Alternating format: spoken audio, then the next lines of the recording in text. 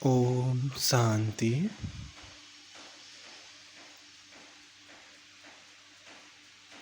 अभी हम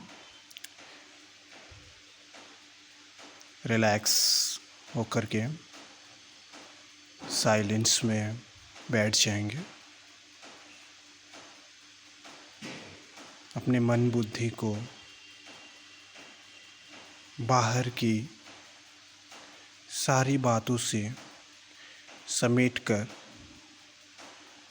अपने आप में आ जाए।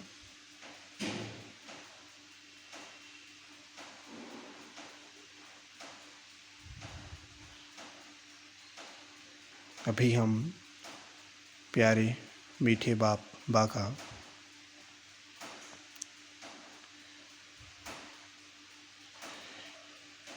5 मई 2023 के मुरली के जो भी मुख्य पॉइंट्स है उसका सार रूप में देखेंगे। तो इसमें बाबा ने कहा, मीठे बच्चे, तुम बच्चे जानते हो हम भारत की तकदीर बनाने अर्थात भारत को स्वर्ग बनाने वाले हैं। तुम बाप की सेना हो, तो क्या ये रिस्पॉन्सिबिलिटी हमें कॉन्शियस में रहती है कि मैं हूँ कौन, या बीच बीच में भूल जाते हैं? क्योंकि यहाँ पे बाबा ने क्या किया, हमें वो रूहानी कमांडर है और हम सबको अपनी सेना में भर्ती किया। और हमारा लक्ष्य कार्य कितना बड़ा है, इतने बड़े कार्य के लिए हम निमित्त हैं इस कलयुग को सत्युग बनाने के लिए। तभी हम क्या हैं, उस भगवान के हेल्पर्स हैं, हेल्प द गॉड। और फिर बाबा ने कहा, तुम बाप के घर की शोभा हो, श्रृंगार हो। क्या ये नशा रहता है हमें? कौन हूँ मैं? से भगवान के घर का श्रृंगार हूँ। अब यह दुनिया, बाबा ने कहा, अब यह दुनिया सुनी सुनी लगती है। क्योंकि किसी के पास जाओ आप, कहते हैं हमारे पास सब कुछ भरा पड़ा है, लेकिन अंदर अंदर से खाली खालीपन लगता है। क्यों? क्योंकि ये 5 तत्वों की चीज़ें वो हमारे बॉडी को चाहिए, मेरी सोल को नहीं। इस दुनिया की कोई भी चीज़ मेरी आत्मा को तृप्त नहीं कर सकती है। क्योंकि आत्मा को जो प्यास से सच्चे शुद्ध प्रेम की है, संपूर्ण ज्ञान की है। और इस दुनिया में तो चारों तरफ क्या है, व्यर्थ ही व्यर्थ है, आसार संसार है। अब तुम बच्चे इनको स्वर्ग बनाने वाले हो। अब बाप कहते हैं, मैं तुम माताओं का गुलाम हूँ। क्योंकि आगे यह माताएं पति की गुलाम थी। क्योंकि भारत में क्या मान्यता द्वापर से लगा दी कि पति ही परमेश्वर है। लेकिन वो मान्यता कहाँ से चली है? यहाँ से। यहाँ भी हमारा परमात्मा जो है, तो जो पतियों का पति है वो हमारा परमेश्वर बना है। ठीक है, लेकिन वहाँ गलत उठा लिए।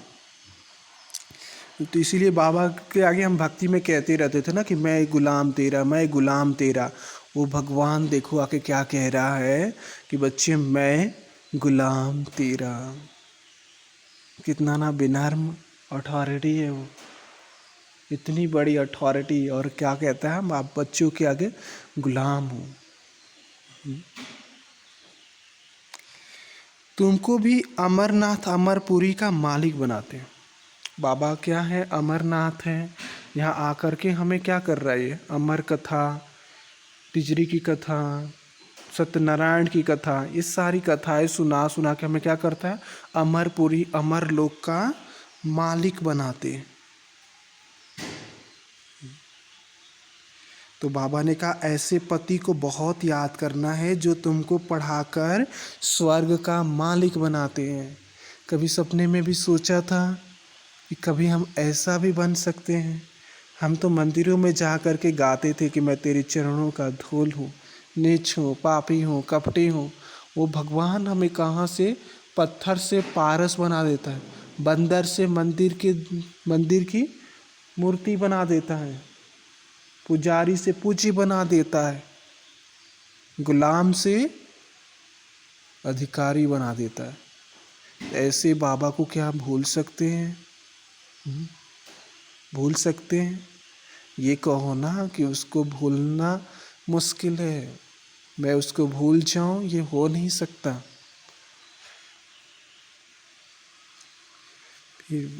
तुमको तो अभी सदैव हर्षित मुख रहना है, देवताओं का मुखड़ा सदैव हर्षित रहता है।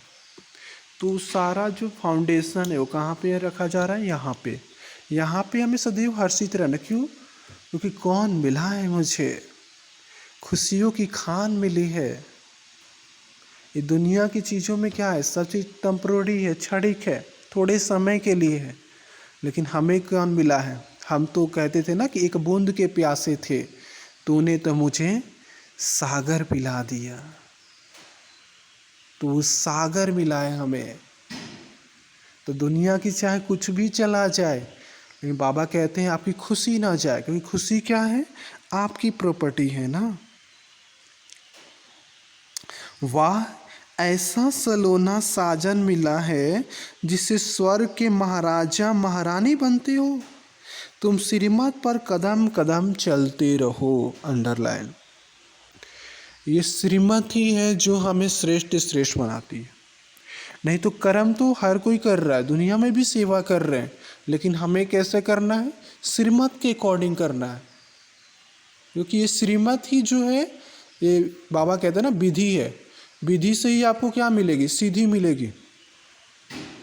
मनमत परमत पे चल के तो देखा कैसे बन गए।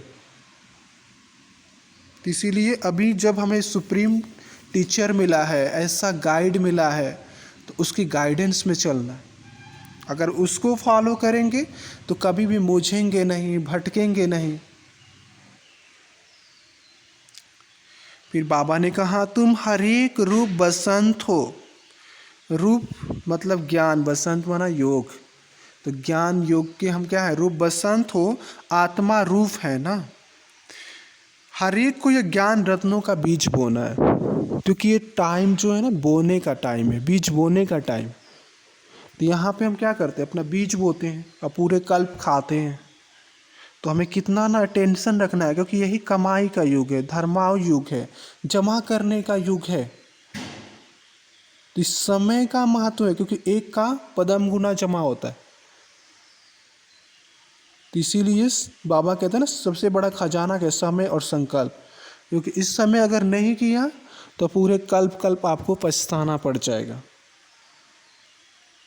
इसीलिए अटेंशन रखना है, समय कौन सा चल रहा है। क्योंकि कहा जाता है वो इंसान बहुत बुद्धिमान है जिसे समय और समझ दोनों इकट्ठे होती है, उससे बड़ा बुद्धिमान कोई नहीं। मनुष्यों को समझना चाहिए कि तुम आत्मा हो। सारे दुख का कारण ही क्या है? अपने आप को भूल गए हैं कि मैं हूँ कौन, और बाहर की चीज़ों में ढूंढने लग गए कि कहीं से सुकून मिल जाएगा, यहाँ ये हो जाएगा तो मैं अच्छा हो जाऊँगा, ये पालूँगा तो मैं खुशी हो जाऊँगा, ये बन जाऊँगा ना तो मेरा सब ठीक हो जाएगा।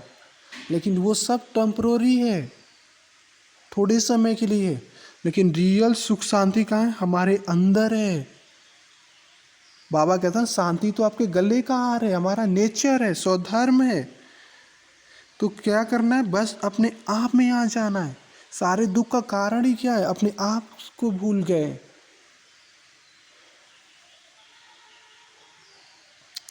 यह तुम्हारा शरीर है। माया पाप आत्मा बनाती है, बाप पुण्य आत्मा बनाते हैं। अंडरलाइन। अगर माया की मत पे चलेंगे तो क्या बन जाएंगे? पाप आत्मा बन जाएंगे। इसीलिए हमें क्या हाँ चलना है? बस एक भगवान की श्रीमत पे ही चलना है। श्रीमत ही क्या है? एक्यूरेट रास्ता है, एक्यूरेट जो है ना वो डायरेक्शन है। तो बस श्रीमत, बस ये देखना है, सामने हमेशा बाबा को रखना है और उससे ही फॉलो करना है। जैसे एक माता थी, उसने सपने में देखा कि मैं रात को एक रस्सी पे चल रही हूँ, जैसे ही बीच में आई देखा नीचे बहुत खाई था, सामने देखी बाबा खड़े हैं और बोले, बाबा कह रहे हैं बच्ची ना लेफ्ट देखो ना राइट देखो, स्ट्रेट आओ, मेरे को देखते रहो, अगर इधर उधर देखोगी तो खाई में गिरोगी।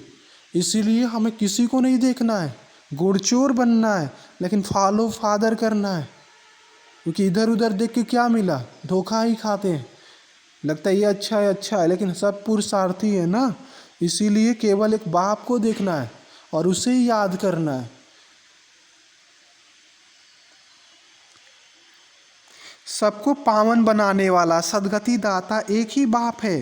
तो तुम बच्चे इस बेहद के घर के श्रृंगार हो।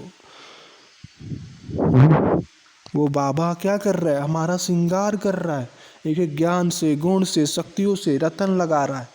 जितना यहाँ ज्ञान गुण शक्तियों से हम सजते हैं, वहाँ हमारा स्थूल श्रृंगार होता है।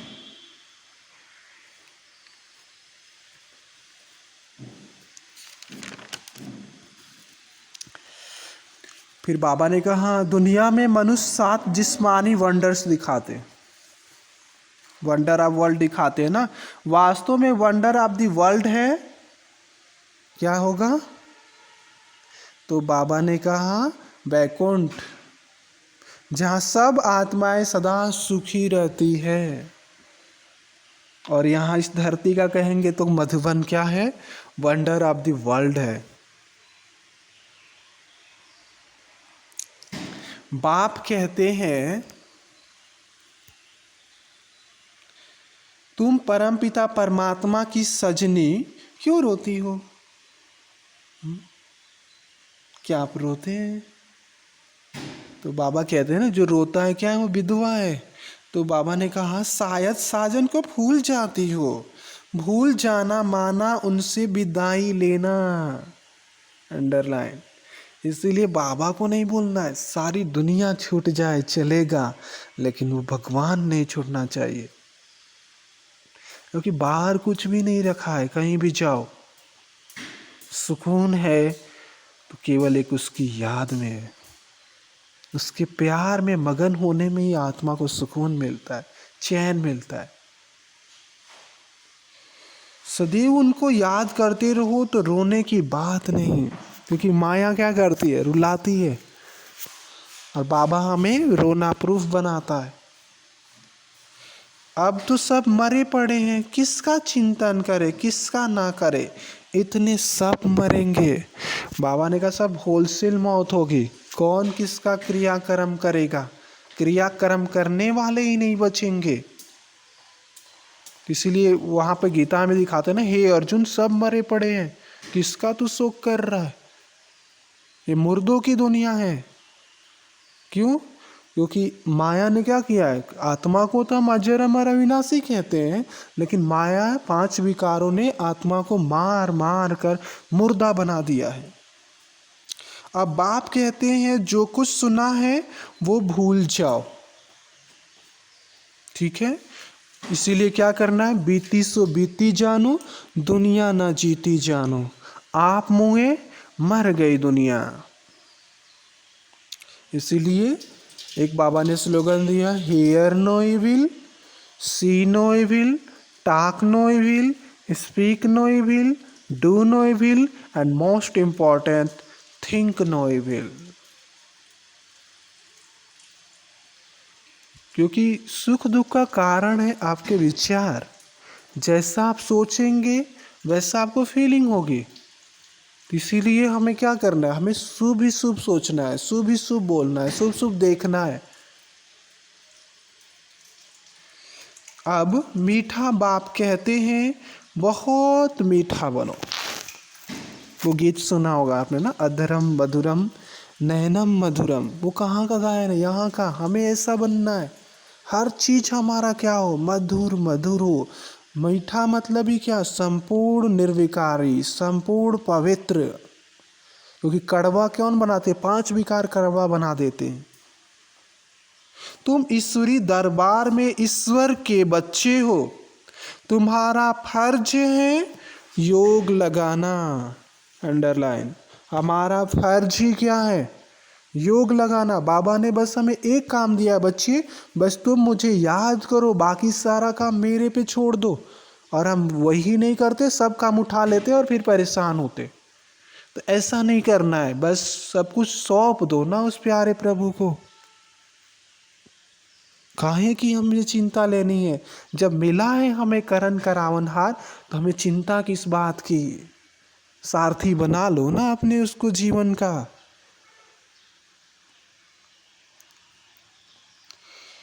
फिर बाबा ने कहा पवित्रता की प्रतिज्ञा करना जैसे अंगुली देना भारत को सैल्वेज करने के लिए। जैसे दिखाते हैं ना, गोवर्धन पर्वत एक एक उंगली से उठ गया, एक उंगली पे उठा दिया, तो एक उंगली मतलब 3 पोड़ होते हैं ना, तो तन मन धन समय श्वास संकल्प, ठीक है, दृष्टि वृत्ति कृति, इन तीनों के द्वारा हमें क्या करना है? सहयोग देना है इस कलयुग रूपी पहाड़ को उठाने के लिए। यहाँ का गायन है।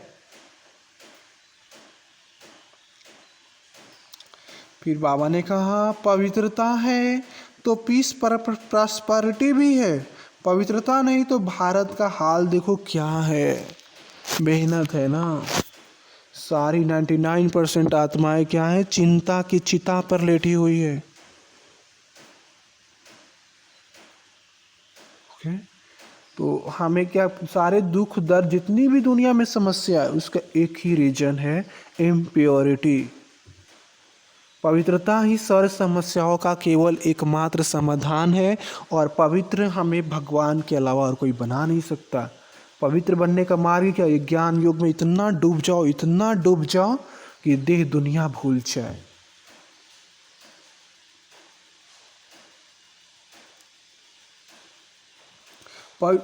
बाप ने समझाया है योग बल से ही कोई विश्व का मालिक बन सकता है। तो ही योग बल की अहिंसक सेना, तुम हो ही योग बल की अहिंसक सेना। क्योंकि बाहुबल से तो सब राज करने चले, कोई कर पाया? नहीं कर सकता। क्योंकि बाहुबल से आप किसी को गुलाम बना सकते हो, दिल का स्नेह नहीं पा सकते। तो स्नेह में ही वो पावर है जिसके द्वारा हम क्या करते हैं? आपस में एक दूसरे से मिलजुल के रह सकते, किसी पे दबाव प्रेशर बना के नहीं। ठीक है, तो हमारा किस का कौन सा बल है? योग बल, ये सबसे बड़ा बल है। ठीक है, तो अच्छा, आज का वरदान है यथार्थ श्रेष्ठ हैंडलिंग द्वारा स्वर की दुआएं प्राप्त करने वाले सर्व के स्नेही भव। रिपीट करते हैं, यथार्थ श्रेष्ठ हैंडलिंग द्वारा स्वर की दुआएं प्राप्त करने वाले सर्व के स्नेही भव। जैसे बाप ने किसी की कमजोरी को नहीं देखा, हिम्मत बढ़ाई कि आप ही मेरे थे, हैं और सदा बनेंगे, ऐसे फॉलो फादर करो। हर एक की विशेषता को देखते संबंध संपर्क में आओ तो आत्माओं से स्वतः आत्मिक प्यार इमर्ज होगा और बाप के साथ साथ स्वर के स्नेही बन जाएंगे।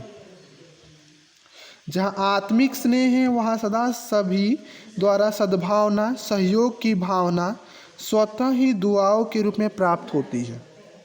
इसको ही रूहानी अर्थात हैंडलिंग कहा जाता है। क्योंकि सारी जो भी कमी कमजोरी जो भी हम देखते हैं उसका एक ही रीजन देहभान। जब आत्मा समझ के आप किसी के बारे में सोचो, किसी को देखो, आप गलत सोच ही नहीं सकते। क्योंकि गलत कराने का कारण ये 5 विकार है और वो हमें हमसे ही दूर ले जाते हैं, देहभान में ले आते हैं। तो इस यही क्या है? अर्थात हैंडलिंग पावर है। क्योंकि जैसे ही हम सोल कॉन्शियस होते हैं तो पहले तो खुद पे कमांड आ जाता है। तो जो खुद पे राज करता है वही दूसरों पे राज कर सकता है। वो भी स्नेह से करेगा, आत्मिक प्यार से करेगा, सबको सहयोग देगा, जिसको जो चाहिए वो मदद करेगा। हैंडलिंग नहीं कि किसी को अपने अंडर में रख लेना, नहीं। हैंडलिंग माना एक माँ का स्वरूप, सबको प्यार से चलाना, सबकी केयर करना, देखभाल करना।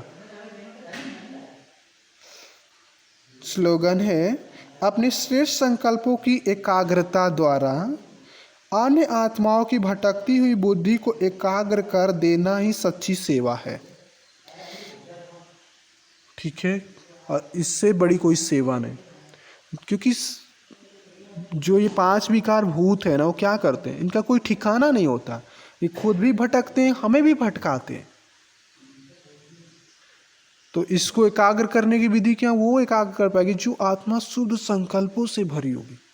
तो उसके शुद्ध संकल्प के वाइब्रेशन ही सारी दुनिया के लिए, बाबा कहता है आप शुभ चिंतक मणि बनते हो तो दुनिया की चिंताएं मिटती है। तो हमारा ऑर्डिनरी रोल नहीं है इस दुनिया के, हम आधार मूर्त उधार मूर्त आत्माएं हैं। सबको हमें चिंता की चिता से हटाना है और ज्ञान चिता पे बिठाना है। इसीलिए सबसे बड़ा अगर कोई खजाना है तो वह शुद्ध संकल्प। इस शुद्ध संकल्प का निरंतर सबके प्रति शुभ भावना शुभ कामना रखते हुए सबकी सेवाएं हमें करती जानी है। अच्छा, ओम शांति।